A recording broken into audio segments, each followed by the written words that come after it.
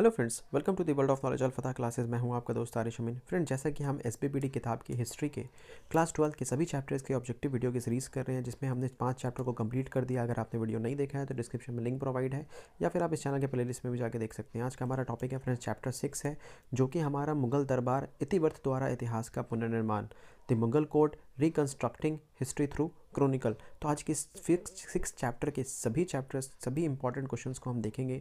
अगर वीडियो पसंद आए तो वीडियो को लाइक कीजिएगा, अपने फ्रेंड्स के साथ शेयर कीजिएगा, हमारे चैनल को सब्सक्राइब कीजिएगा। तो चलिए फ्रेंड्स, बिना देरी करते हुए चलते हैं हम क्वेश्चंस की तरफ। तो ये हमारा पहला सवाल फ्रेंड्स, मुमताज़ एवं शाहजहां की पुत्री का नाम था। Question number 1 and the correct option is जहां आरा भी था, रोशन आरा भी था, गौहर आरा भी था। तो इसका सही जवाब क्या हो जाएगा? Option number D, that is ये सभी। तो मुमताज़ जहां शाहजहां की पुत्री का नाम ये तीनों था, इसलिए ये सभी इसका सही जवाब हो जाएगा। हुमायूं का भाई कौन था? तो हुमायूं का भाई कौन था? कमरान भी था, अस्करी भी था और हिंदाल भी था। तो ये सभी, इसका भी आंसर क्या हो जाएगा? डी हो जाएगा। तो इस तरह से पहले और दूसरे सवाल का जवाब हमारा क्या हो गया? ये सभी इसका आंसर हो गया, option number D, option number D. Question number 3 देखते हैं, मुगल कालीन चित्रकला किसके काल में चरम उत्कर्ष पर थी? तो आपको पता है कि जहांगीर के काल को क्या कहते हैं? चित्रकला का स्वर्ण युग कहते हैं, इसलिए क्वेश्चन नंबर 3 का option number C is the correct answer. Razmnama, जिसे महाभारत कहते हैं, किस ग्रंथ का फारसी अनुवाद है? तो अभी मैंने बता दिया किसका है, महाभारत का है। महाभारत को ही फारसी में क्या कहते हैं? रज़्मनामा कहते हैं। Question number 4 is the correct option is Mahabharat. अगला क्वेश्चन है क्वेश्चन नंबर 5 हमारा, गुलबदन बेगम ने किसके आग्रह पर हुमायूंनामा लिखा? तो पहला क्वेश्चन तो ये हो कि हुमायूंनामा किसने लिखा? तो गुलबदन बेगम ने लिखा। अब किसके आग्रह पर लिखा? तो किसके आग्रह पर लिखा था? अपने भतीजे के आग्रह पर, अकबर के आग्रह पर लिखा था। अकबर ने अपनी बुआ से यानी कि फूफी से कहा कि आप मेरे पापा के ऊपर एक किताब लिखी है, जिसका नाम क्या होगा? हुमायूंनामा होगा। तो अकबर के आग्रह पे गुलबदन बेगम ने हुमायूंनामा लिखा। हुमायूंनामा, गुलबदन बेगम कौन थी? तो हुमायूं की कौन थी? सिस्टर थी। तो इस तरह से इस सवाल का जवाब हो गया। नेक्स्ट क्वेश्चन देखिए हम, क्वेश्चन नंबर 6 है हमारा, बादशाह नामा किसने लिखा है? Question number 6। अगर आप देखें फ्रेंड्स कि मध्यकालीन इतिहास का, मेडिवल हिस्ट्री का बहुत सारा क्वेश्चन आपको बुक से मिलेगा, तो आप बुक को ज़रूर से ध्यान देंगे कि किस किताब को किसने लिखा है। ये बहुत इंपॉर्टेंट है और यहाँ से सवाल पूछे जाएंगे। तो बादशाह नामा किसने लिखा है? तो अब्दुल हमीद लाहौरी ने लिखा है बादशाह नामा। नेक्स्ट क्वेश्चन है क्वेश्चन नंबर 7, यास्सा राजकीय नियम किसने लागू किया था? यास्सा राजकीय नियम किसने लागू किया था? तो चंगेज़ खान मंगोल था। और यहाँ पे आप नाम खान से ये मत समझिएगा कि ये मुसलमान था। चंगेज़ खान जो है वो मंगोल में टाइटल लगता है, सरदार को वहाँ पे टाइटल में क्या कहते हैं? खान कहते थे, इसलिए खान में चंगेज़ खान लगता है, तो इसको आप मुसलमान नहीं समझेंगे। हुमायूं नामा का अंग्रेजी अनुवाद किसने किया? Question number 8 and the correct option is option number 8, that is Henry Beveridge ने किया था। वेवरीज ने हुमायूं नामा का अंग्रेजी में अनुवाद। हुमायूं नामा लिखा किसने था? अगर आपने पढ़ा है ऊपर में ध्यान से, तो आपको पता होगा कि गुलबदन बेगम ने लिखा था। क्वेश्चन नंबर 9, लाडली बेगम किसकी पुत्री थी? Question number 9 and the correct option is option number that is Nur Jahan की पुत्री थी लाडली बेगम। आगे बात करते हैं क्वेश्चन नंबर 10, फतेहपुर सिकरी को राजधानी किसने बनाया? तो फतेहपुर सिकरी को राजधानी किसने बनाया? जिसने उसको जीता, और जीता किसने था? तो अकबर ने फतेहपुर सिकरी को जीता, वहाँ बुलंद दरवाज़ा का निर्माण भी कराया, बुलंद दरवाज़ा फतेहपुर सिकरी में, और उसको अपनी राजधानी बनाई। क्वेश्चन नंबर 11, दरबार में अभिवादन का तरीका निम्न में से कौन सा था? कॉर्निश, पाबोस, सजदा, ये सभी। तो इस सवाल का सही जवाब क्या हो जाएगा? That is D. सजदा प्रथा भी था, पाबोस भी था, कॉर्निश भी था। आगे बात करते हैं क्वेश्चन नंबर 12 की बार, अकबर ने किस सन में दीन इलाही धर्म, तो अकबर ने एक धर्म की शुरुआत की थी, दीन इलाही, और दीन इलाही को स्वीकार करने वाले कौन थे? बीरबल का नाम आपको याद होगा। बीरबल का असल नाम क्या था? तो महेश दास। ये भी आपको ध्यान में रखना है, महेश दास असल नाम था बीरबल का। आगे बात करते हैं, क्वेश्चन क्या था हमारा? क्वेश्चन है कि अकबर ने दीन इलाही धर्म कब चलाया था? डेट पूछ रहा है, फैक्ट क्वेश्चन है तो आपको याद करना पड़ेगा। 1581, 1581 में। देखिए कितनी बार पूछा गया है, तो वेरी वेरी इंपॉर्टेंट, मैं स्टार मार्क कर देता हूँ यहाँ। 1581 में दीन इलाही धर्म की शुरुआत हुई थी। नेक्स्ट क्वेश्चन हमारा, दारा एवं शाहजहाँ के पास आगरा में रहती थी। दारा एवं शाहजहाँ के पास आगरा में रहती थी, तो कौन रहती थी? क्वेश्चन नंबर 13 का, तो जहाँ आरा रहती थी, जहाँ आरा। क्वेश्चन नंबर 14, दिल्ली में चांदनी चौक का निर्माण किसने कराया था? तो चांदनी चौक का निर्माण ही जहाँ आरा ने कराया था, बहुत इंपॉर्टेंट। गुलाब के इत्र का भी जो खोज है वो किसने किया था? तो जहाँ आरा ने किया था, ये भी आप ध्यान देंगे। बाबर चंगेज़ खां का कौन सा वंशज था? बाबर चंगेज़ खां का कौन सा वंशज था? तो करेक्ट ऑप्शन का 14वां वंशज था। बाबर जो है वो दो तरफ से लगता था, एक तैमूर से भी मिलता था और चंगेज़ से। तो चंगेज़ से 14वां वंशज था, और तैमूर उनका वो 5वां वंशज था। तो एक तरफ वो माता से इधर से लगता था और पिता से भी लगता था। तो गुलबदन बेगम कौन थी? तो जैसा कि बात थी कि गुलबदन बेगम कौन थी, तो हुमायूं की बहन थी, लेकिन वो एक्चुअल में क्या थी? Question number 16 and the correct option is option number C, that is लेखिका। गुलबदन बेगम एक बहुत बेहतरीन लेखिका की थी, तभी तो उन्होंने किताब लिखा हुमायूं नामा। अकबर का संरक्षण बनकर किसने शासन किया? तो आपको पता है बैरम खान। क्वेश्चन नंबर 17 का आंसर ए हो जाएगा, बैरम खान ने शासन किया। इसको थोड़ा क्लीन कर लेता हूँ। 18 अकबर के समय राजकुमारों को अधिकतम कितने मनसबदार बनाया गया? तो आपको पता है कि मनसबदारी प्रथा किसने लागू की थी? तो अकबर ने लागू की थी मनसबदारी प्रथा। ये भी क्वेश्चन बन सकता है कि मनसबदारी प्रथा किसने लागू की या किसने बनाया? तो अकबर ने बनाया। अब मनसबदारी प्रथा के तहत राजकुमारों को कितने मनसबदार मिलते थे या बनाया जाता था? तो इसका सही जवाब हो जाएगा 12,000। 12,000 का मनसब उनको मनसब दिया जाता था। भारत का अंतिम मुगल सम्राट कौन है? तो बहादुर शाह। बहादुर शाह दो हैं, तो बहादुर शाह जफ़र या फिर द्वितीय। बहादुर शाह द्वितीय बोल सकते हैं या फिर जफ़र बोल सकते हैं, इसलिए आंसर क्या हो जाएगा? डी हो जाएगा। क्वेश्चन नंबर 20 मुगल चित्रकला किसके समय चरमोत्कर्ष पर थी? तो इस सवाल का जवाब मैंने ऊपर में दिया हुआ है, रिपीटेड क्वेश्चन है। अगर आपने जवाब नहीं दे पाए हैं तो आप ध्यान से पढ़िए। इस सवाल का जवाब सही होगा जहांगीर। 21 है तुज़ुक-ए जहांगीरी किसकी रचना है? मैंने कहा, बार बार कहा कि किताब से बहुत सारे क्वेश्चन पूछे जाते हैं, तो आपको ध्यान में रखना है कि हुमायूं नामा किसने लिखा, बादशाह नामा किसने लिखा, इसी तरह से तुज़ुक-ए जहांगीरी किसने लिखा है? 21 नंबर सवाल, and the correct option is Jahangir ने खुद से लिखा है। अब बाबर नामा किसने लिखा? तो बाबर नामा भी बाबर ने खुद से लिखा है। तो दो सवाल, तुज़ुक-ए जहांगीरी जहांगीर ने लिखा है, अब और बाबर नामा किसने लिखा? बाबर ने खुद से लिखा है। क्वेश्चन नंबर 22 भारत में मुगल वंश का संस्थापक कौन था? तो वेरी इजी क्वेश्चन, बाबर। ऐसा ऐसा भी बच्चे वाला सवाल पूछता है। तुज़ुक-ए बाबरी किसने लिखी? अभी मैंने पूछा था कि बाबर ने खुद की अपनी जीवनी लिखी थी, तो बाबर ने। तो क्वेश्चन नंबर 23 तुज़ुक-ए बाबरी हो या फिर बाबर नामा हो, तो किसने लिखा? बाबर ने। और तुज़ुक-ए जहांगीरी किसने लिखा? जहांगीर ने लिखा। तो दो ऐसे मुगल सम्राट हुए जिन्होंने अपनी किताब को खुद से लिखा है, तो आपके सामने दोनों मैंने नाम बता दिया। अब नेक्स्ट क्वेश्चन, अकबर का वजीर था, तो अकबर का वजीर कौन था? Question number 24 and the correct option is option number A, that is Bairam Khan. सेनापति बोले या वजीर बोले, वो कौन था? बैरम खां ही था। बैरम खां के संरक्षण में जब अकबर छोटा था, बाल अवस्था में था, 12 वर्ष का था, तो यही बैरम खां के नेतृत्व में ही शासन चलता था। फिर उसके बाद पर्दा शासन आया। बहरहाल मैं चैप्टर को एक्सप्लेन नहीं कर रहा हूँ, मैं सिर्फ आपको जल्दी सा प्रैक्टिस करा रहा हूँ ऑब्जेक्टिव का, कि अगर आपने चैप्टर पढ़ लिया है तो आप जल्दी से चैप्टर का ऑब्जेक्टिव प्रैक्टिस कर लें। मुमताज़ महल किसकी पुत्री थी? Question number 25 and the correct option is option number A, that is Asaf Khan की पुत्री थी। और इन्हीं के इस पे ये शाहजहां की वाइफ थी, और इन्हीं के इस पे ताजमहल बना हुआ, तो आपको पता होगा। क्वेश्चन नंबर 26 अकबर के समकालीन इतिहासकार कौन था? अकबर का समकालीन इतिहास कौन था? Question number 26 and the correct option is option A, that is Badayuni. Badayuni जो था वो अकबर के समकालीन इतिहासकार थे। नेक्स्ट है अकबर निम्नलिखित में से किस पर अधिकार नहीं कर सका? किस क्षेत्र पर अधिकार नहीं कर सका? क्वेश्चन नंबर 28 तो मेवाड़ पे भी किसने किया? उसने मारवाड़ पे भी किया, जोधपुर पे किया, चित्तौड़ पे नहीं कर पाया था, इसलिए चित्तौड़ इसका क्या हो जाएगा? सही जवाब हो जाएगा ऑप्शन नंबर डी। आलमगीर के नाम से कौन मुगल बादशाह था? तो आलमगीर को हम क्या कहते हैं? औरंगजेब को आलमगीर भी कहते हैं। आलमगीर, तो क्वेश्चन नंबर 28 का सही जवाब क्या हो जाएगा?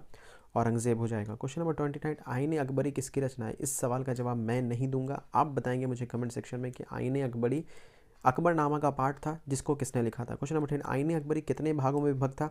तो 5 भागों में विभक्त था। अकबरनामा अकबरनामा अकबरनामा 3 भाग में विभक्त था, और जो इसका तीसरा जिल्द था उसका नाम क्या था? आईने अकबरी। और ये आईने अकबरी कितने पार्ट में डिवाइडेड था? तो 5 पार्ट में डिवाइडेड था। और आईने अकबरी लिखा किसने है? तो अबुल फजल ने लिखा है। चलो मैंने बता दिया। क्वेश्चन नंबर 31 औरंगज़ेब ने अपने जीवन का अंतिम भाग कहाँ बिताया? तो औरंगज़ेब ने अपने 25 साल, अंत के 25 साल दक्षिण भारत में गुजारा, और दक्षिण भारत को जीतने में व्यर्थ कर दिए। तो इसका 31 का सही जवाब क्या हो जाएगा? दक्षिण भारत हो जाएगा। आगे बात करते हैं क्वेश्चन नंबर 32, थोड़ा धुंधला है लेकिन चल जाएगा, मैं पढ़ दूंगा। तो शेख मोइनुद्दीन चिश्ती की दरगाह स्थित है, कहाँ स्थित है? वेरी इंपॉर्टेंट पर्सनालिटी, अजमेर में स्थित है। अजमेर में शेख मोइनुद्दीन चिश्ती रहमतुल्लाह अलैह की दरगाह स्थित है। क्वेश्चन नंबर 33 स्थापत्य कला का सर्वाधिक विकास किसके समय में हुआ? स्थापत्य कला, तो स्थापत्य कला मतलब क्या होता है? मॉन्यूमेंट्स, बड़े बड़े बिल्डिंग बनाना, किला को बनाना। तो किसने बनाया? आपको पता है कि बहुत सारे, आगरा का किला, ताजमहल, ये सब किसने बनाया? तो किसने बनाया? शाहजहां ने बनाया।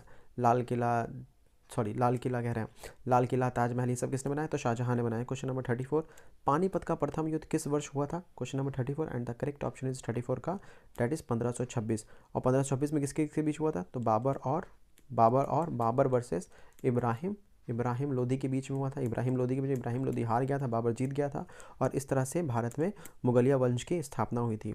नेक्स्ट क्वेश्चन देखेंगे हम। क्वेश्चन नंबर 35, दीन इलाही संबंधित है। तो दीन इलाही किससे संबंधित है? अकबर ने शुरू किया था। कब शुरू किया था? मैंने ऊपर पढ़ा है, अभी आपने पढ़ा होगा, तो उसका कमेंट सेक्शन में आंसर दीजिए। आपको अगर देखते हैं कितना आपको ध्यान में है। क्वेश्चन नंबर 36, मुगल प्रशासन में ज़िले को किस नाम से जाना जाता था? मुगल प्रशासन में ज़िले को किस नाम से जानते थे? तो सरकार कहते थे, सरकार। 37, जैसे आज डिस्ट्रिक्ट कहते हैं ना ज़िला को, तो उस ज़माने में डिस्ट्रिक्ट नहीं कहते थे, क्या कहते थे? सरकार कहते थे। किस मुगल शासक ने हिंदुओं पर जजिया कर हटाया था? तो अकबर बहुत सहिष्णु शासक था, उसने क्या कहते थे? जजिया कर को हटा दिया था। तो इस सवाल का सही जवाब क्या हो जाएगा? अकबर हो जाएगा। क्वेश्चन नंबर 38 देखेंगे आप, किस प्रशासकीय सुधार के लिए शेर शाह खास तौर पर जाना जाता है? क्वेश्चन नंबर 38, तो इसका सही जवाब क्या हो जाएगा? भूमि सुधार व्यवस्था। भूमि सुधार व्यवस्था के लिए कौन जाना जाता है? शेर शाह सूरी। और शेर शाह का मकबरा कहाँ है? तो आपको पता होगा, बिहार का एक डिस्ट्रिक्ट है सासाराम।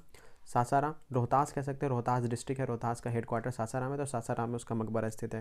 क्वेश्चन नंबर 39, दीवाने अशरफ का अर्थ क्या है? दीवाने अशरफ कौन होता था मुगल काल में? तो इस सवाल का सही जवाब है राजस्व विभाग का अध्यक्ष। राजस्व, रेवेन्यू, जहाँ पैसा वैसा लेखा जोखा होता है, राजस्व, तो उसका क्या था? वो अध्यक्ष होता था, उसको क्या कहते हैं? दीवाने अशरफ कहते थे। क्वेश्चन नंबर 14, अकबरनामा की रचना किसने की? इस सवाल का जवाब अब मैं फिर से नहीं बताऊंगा, एक ही सवाल देखिए कितना बार रिपीटेड हुआ है, अकबरनामा अकबरनामा अकबरनामा। तो किसने किया है? अल फजल ने किया है। अलबरूनी नहीं, अलबरूनी। अलबरूनी की एक बहुत इंपॉर्टेंट किताब है, आपने पढ़ा होगा, उसका नाम बताइए क्या होगा? किताबुल हिंद। किताबुल हिंद की रचना किसने की है? तो अलबरूनी ने की है। इब्न बतूता की किताब का नाम क्या है? तो रेहला है। और अमीर खुसरो को क्या कहते थे? तोतिए हिंद कहते थे। तो ये भी इंपॉर्टेंट क्वेश्चन है जो मैंने कुछ आपको बता दिया। नेक्स्ट क्वेश्चन देखते हैं, question number 41, that is Taj Mahal का निर्माण किसने कराया था? वेरी इजी, किसने कराया था? शाहजहां ने कराया था, अपनी वाइफ के लिए, मुमताज़ महल के लिए कराया था। और स्थापत्य कला इस समय क्या था? अपने चरम पर था एकदम। 42वां है, भारत में सुलह कुल की नीति का प्रतिपादन किसने किया? सुलह कुल मतलब क्या होता है? सब ठीक, आप भी ठीक, हम भी ठीक, वो भी ठीक, वो भी ठीक, मतलब इसमें कट्टरता नहीं होती है, सबको हम कहते हैं कि हाँ चलिए सब सही है। तो क्वेश्चन नंबर 42 का क्या हो जाएगा? इसका सही जवाब हो जाएगा अकबर ने सुलह कुल की नीति का प्रतिपादन किया और साथ ही साथ दीन इलाही जैसे धर्म को भी बनाया। नेक्स्ट क्वेश्चन नंबर 43, जजिया किसे लिया जाता था? तो जजिया वैसा करता था जो गैर मुसलमानों से लिया जाता था। मुसलमानों से कौन सा कर लिया जाता? तो मुसलमानों से लिया जाता था, कौन सा कर लिया जाता? तो ज़कात लिया जाता था। मुसलमानों से ज़कात लिया जाता था। और गैर मुसलमानों से कौन सा कर लिया जाता था? तो जजिया कर लिया जाता था। एक धार्मिक कर था, एक तरह से धर्म का पालन करने के लिए उनसे कर लिया जाता था जजिया कर। तो गैर मुसलमानों से लिया जाता था, तो जिससे लिया जाता उसको क्या कहते थे? जिम्मी कहते थे। जिससे जजिया कर लिया जाता उसको क्या कहते थे? जिम्मी। और ये किससे लिया था? गैर मुसलमान, मतलब मुसलमानों के जो गैर मुसलमान थे, मुसलमान नहीं थे, उनसे लिया जाता था। क्वेश्चन नंबर 44, ताजमहल किस नदी के किनारे स्थित है? तो ताजमहल किसके किनारे स्थित है? यमुना के किनारे स्थित है। क्वेश्चन नंबर 44 का आंसर क्या हो जाएगा? बी हो जाएगा। क्वेश्चन नंबर 45, अकबर ने टोडरमल को दीवाने अशरफ कब नियुक्त किया? तो अकबर का वित्त मंत्री कौन था? टोडरमल था। इसने दहसाला पद्धति को भी किया था। तो इसने वित्त मंत्री कब नियुक्त किया था? 1582 में किया था। ये फैक्चुअल क्वेश्चन है, इसको आपको याद करना पड़ेगा।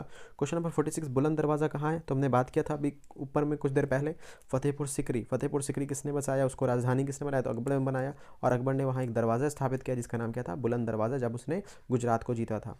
क्वेश्चन नंबर 47 है, अकबर का वित्त मंत्री कौन था? तो अभी हमने बात किया टोडरमल था वित्त मंत्री अकबर का। क्वेश्चन नंबर 48, शेर शाह ने किस मुगल सम्राट को हराया था? तो किसको हराया था? हुमायूं को हराया था। किस युद्ध में हराया था? आपको याद होगा, तो कौन सा युद्ध था वो? चौसा था। चौसा के युद्ध में हराया था। आगे बात करें, 2 युद्ध हराया था, एक चौसा था, एक और कौन सा था? आप कमेंट सेक्शन में मुझे बताएंगे वो कौन सा था युद्ध था, मैं नहीं बताऊंगा। जहांगीर का शासनकाल क्या था? तो जहांगीर का शासनकाल क्या था? तो 1605 से 1627, क्योंकि 1605 में अकबर की मृत्यु हो जाती है। आपको 2 बात ध्यान में रखना है, बाबर, हुमायूं, अकबर। तो हुमायूं के बाद कौन आया? अकबर आया। अकबर की मृत्यु कब हुई? 1605 में हुई। तो 1605 में कौन बैठेगा? जहांगीर। एक ही ऑप्शन, तो यहाँ पे हमने टिक कर लिया। एक और इंपॉर्टेंट बहुत मृत्यु है, औरंगजेब। औरंगजेब की मृत्यु कब हुई? ये भी बहुत इंपॉर्टेंट है क्योंकि वहाँ से बहुत सारा इतिहास बदलता है। तो औरंगजेब की मृत्यु को आप याद रखेंगे। एक अकबर की मृत्यु 1605 और औरंगजेब की मृत्यु 1707। इसको आप ज़रूर से ध्यान में रखेंगे, इस समय औरंगजेब की मृत्यु हुई थी। नेक्स्ट क्वेश्चन हमारा क्वेश्चन नंबर 50, सुल्ले कुल का शाब्दिक मतलब क्या है? सब सही, सब सही, आप भी सही, हम भी सही, वो भी सही, सब सही। तो इसका सही क्या हो जाएगा? सार्वभौमिक शांति। सब सही तो मतलब शांति का प्रतीक है, मतलब शांत रहेंगे सब लोग। आगे बात करते हैं नेक्स्ट क्वेश्चन। 50 क्वेश्चन हमने कर लिया, आगे देख लेते हैं। हाँ, नेक्स्ट क्वेश्चन हमारा 3 क्वेश्चन और बच गया। 51, 1556 में पानीपत की दूसरी लड़ाई अकबर का किसके साथ हुआ? तो हेमू के विरुद्ध हुआ था। तो अकबर ने हेमू ने लड़ा था। पानीपत की प्रथम लड़ाई बाबर वर्सेस इब्राहिम लोधी, और पानीपत की दूसरी लड़ाई किसके बीच में? अकबर और हिमू के बीच में हुआ। और आपको बताना है पानीपत का तृतीय लड़ाई किसके बीच में हुआ? तो मैं बता देता हूँ किसके बीच में हुआ। तो मराठा और अफगानियों के बीच में हुआ था। अफगानी में कौन अफगान था आप बताएं हमको? मराठा और अफगानियों के बीच हुआ था। अफगानी में 2 अफगान आपको ध्यान में रखना है, एक नादिर शाह और एक अहमद शाह अब्दाली। और आपको ये हमको बताना है कि अहमद शाह से लड़ाई हुआ था या फिर नादिर शाह से लड़ाई हुआ था, दोनों में से किससे हुआ था, कब हुआ था, सन, डेट बताना है।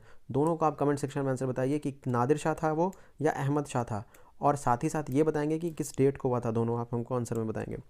नेक्स्ट क्वेश्चन देखते हैं। क्वेश्चन नंबर है हमारा 52। जीतल क्या था? तो जीतल क्या था? एक वाद्य यंत्र था जीतल। क्वेश्चन नंबर 52 का आंसर क्या हो जाएगा? सॉरी, सिक्का था। सॉरी। तो यहाँ पे जीतल क्या था? जीतल क्या था? सिक्का था।